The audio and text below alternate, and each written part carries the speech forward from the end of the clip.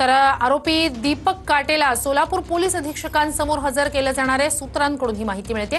संभाजी ब्रिगेडचे प्रदेशाध्यक्ष प्रवीण गायकवाड हल्ल्याप्रकरणी दीपक काटेवर लावलेली कलम जामीन पात्र आहेत। काटेला न्यायालयात हजर न करता पोलीस अधीक्षकांसमोर हजर केलं जाणार आहे असं सूत्रांकडून कळतंय।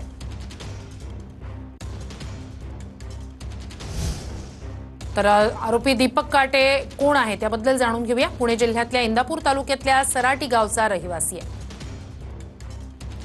चुलत भावाची हत्या केल्याच्या प्रकरणात 7 वर्ष येरवडा कारागृहात होता।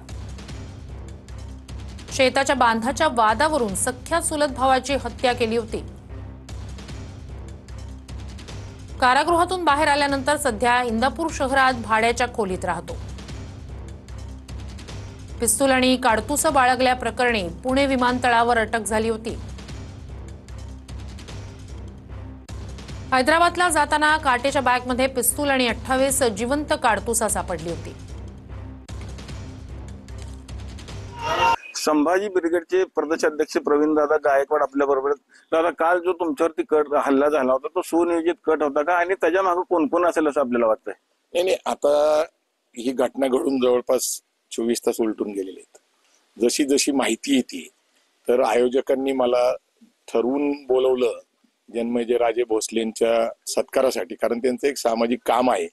आणि मग आयोजकांनी जी भूमिका घ्यायला पाहिजे होती ती काही भूमिका अजून घेतलेली दिसत नाही। त्यांनी काही पोलीस कंप्लेंट केलेली दिसत नाही। त्यांनी आम्ही तिथे गेल्यानंतर ज्या सन्मानाने आम्हाला वागवलं पाहिजे होतं किंवा तो कार्यक्रम चालू राहिला, आम्ही प्रवेश करत असताना जन्मेजय भोसले स्वतः बरोबर होते, परंतु ते कार्यक्रमात गेले, त्यांचा सत्कार स्वीकारला आणि बाहेर जी घटना आहे त्यांच्याकडे पूर्ण त्यांनी दुर्लक्ष केलेले। आता तिथं जे काही हिंदुत्ववादी विचारसरणीच्या लोकांचं काम आहे आणि हे जे दीपक काटे आहेत हे भारतीय जनता पार्टीच्या भाजप युवा मोर्चाचे अध्यक्ष आहेत।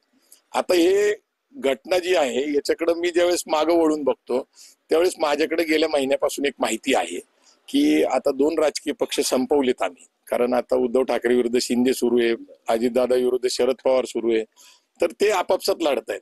पण तरी पुरोगामी विचाराची मांडणी करणाऱ्या ज्या संघटना आहेत त्याच्यामध्ये प्रामुख्याने मराठा सेवा संघ, संभाजी ब्रिगेड आणि बामसेप यांचे कार्यकर्ते, वक्ते हे सतत राज्य घटना, त्याची तत्व, समता, बंधुता, न्याय, स्वतंत्र आणि दुसरीकडं प्रतिगामी विचाराची मनस्फूर्तीची मांडणी, ज्याच्यातनं हजारो वर्ष आपल्याला गुलाम बनवलं होतं। तर हा एक वैचारिक संघर्ष आहे। दीपक काटेंवर अनेक गंभीर गुन्हे आहेत, त्यांनी खून केलेले असंही मला कळतं। मग अशा माणसाला माझ्यावर शाई टाकण्यासाठी पाठवली, याचा माझा हत्या करण्यामागचा त्यांचा हेतू होता। कारण मी ज्यावेळेस तिथं होतो, माझ्या कार्यकर्त्यांनी मला वाचवलं, मी गाडीत गेल्यानंतर सुद्धा तो गाडीत घुसला होता, मला मारण्याचा प्रयत्न केला, परंतु सरकार मात्र गंभीर दिसत नाहीये। त्याच्यावर जे गुन्हे दाखल झाले पाहिजे ते दिसत नाहीये। सरकारचा पूर्वनियोजित कट होता, भाजपचा होता, संघाचा होता, कारण तो संघाच्या परिवाराचा भाग आहे। त्यामुळं माझा स्पष्ट आरोप आहे की बामसे, मराठा सेवा संघ, संभाजी ब्रिगेडच्या कार्यकर्त्यांना आता धोका निर्माण झालेला आहे। असं का तुम्हाला वाटतं की धोका निर्माण? काय बैठक वगैरे झाली असं काय तुमचा? नाही, बैठक झाल्याची माझ्याकडे माहिती आहे, RSS आहे। मी पण बामसेप बरोबर अनेक कार्यक्रम केलेले आहेत। आम्ही एकमेकाला पुरोगामी विचाराची संघटना असल्यामुळे जवळ आहोत। बामसेपचं जे काम आहे ते फुलेशाह आंबेडकरांच्या विचाराचा प्रचार प्रसाराचे, मी स्वतःही 25 वर्ष ते करतो। बहुजन समाज संघटित राहायला पाहिजे, मानवतेची मूल्य जपली पाहिजे, या हेतूने आम्ही काम करतो। आणि ते काय आत्ताच्या हिंदुत्ववादी विचारसरणीच्या, ब्राह्मणवादी विचारसरणीच्या लोकांना मान्य नाहीये। देवेंद्र फडणवीसांना एक हातात सत्ता पाहिजे, एक हाती सत्ता पाहिजे। आज त्यांना एकनाथ शिंदेची मदत घ्यायला लागली, अजितदादांची। अजितदादा तर म्हणतात की मी आजही पुरोगामी पक्ष चालवायचा आणि प्रतिगाम्यांना ताकद द्यायची, याच्यातनं त्यांचं ज्ञान कळतं।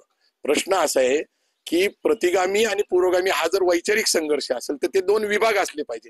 आता पुरोगामी आणि प्रतिगामी एकत्र येऊन ज्यावेळेस सरकार स्थापन करतात तर लोकांना असा संशय येतो की सगळी मिलीभगत आहे, ही जनतेची लूट आहे। सध्या एक दुसरी गोष्ट खूप महत्वाची आहे, ती म्हणजे काय, आपण EVM बद्दल बोलतोय किंवा राहुल गांधी सातत्याने बोलतायत, ऍडव्होकेट प्रकाश आंबेडकर बोलतायत की अनैतिकतेचं सरकार आज महाराष्ट्रात आहे। म्हणजे महायुतीचं सरकार हे अनैतिक आहे ना, विचाराने ते एकत्र आहेत, फक्त काही टक्केवारीची जोडतोड करून देवेंद्र फडणवीस सत्तेत येऊन मुख्यमंत्री झालेले आहेत आणि वेगवेगळ्या एजन्सीज वापरतात ते। पण सामाजिक कार्यकर्ते फाटके असतात, ते त्यांच्या विचाराशी प्रामाणिक असतात, ते काही तडजोड करत नाही, प्रलोभनं दिली तर ऐकत नाही। अशा कार्यकर्त्यांना एकतर संपून टाकणं किंवा त्यांच्यावर असा दबाव निर्माण करायचा की त्यांनी काम थांबवायचं, म्हणजे त्यांना जी हिंदुत्ववादी विचारसरणीचं, मनस्फूर्तीचं राज्य अधिक बळकट करायचंय त्यासाठी ते कार्यरत आहेत. कधी झाली RSSची बैठक असं तुम्हाला वाटतं? नाही, अशी आहे की 1 महिन्यापूर्वी झाली अशी माहिती आहे मला, आणि त्या माहितीच्या अंतर्गत मी काही खोटं बोलायचं काही कारण नाहीये. आम्ही सावधच होतो. परंतु आता जन्मजय राजे स्वतः आग्रह करतात की माझा सत्कार तुमच्याच हस्ते झाला पाहिजे, सामाजिक कार्यकर्ता. मी म्हणलं मी नाही छोटा कार्यकर्ता आहे, पण आता मी गाफील राहिलो त्याचा त्यांनी फायदा घेतला. अक्कलकोटचेही काही कार्यकर्ते त्याच्यात सामील होते, जवळपास 40-50 कार्यकर्ते होते. दंगल स्वरूप परिस्थिती निर्माण झाली होती, ती स्वतः जन्मजय राजेंनी बघितलेली आहे. पण आयोजक असून आणि त्यांचा सत्कार असताना सुद्धा अजून त्यांनी भूमिका घेतलेली नाही. तो कट रचलेला होता, पोलिसांना माहिती होतं का? 2-3 दिवसापासून पोलिसांना माहिती होतं. आरोपी तिथं 2-3 दिवस वास्तव्याला होते, सोलापूरला जाऊन येऊन होते. पोलिसांनी आताही कारवाई करत नाही, त्यांच्यावर गंभीर गुन्हे दाखल करत नाही.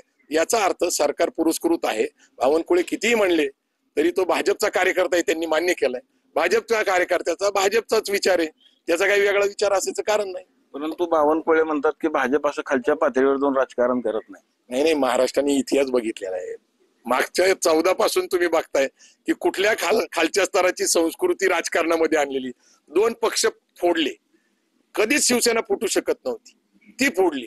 कधीच अजित पवार आणि शरद पवार एकत्र राहिलेली इतके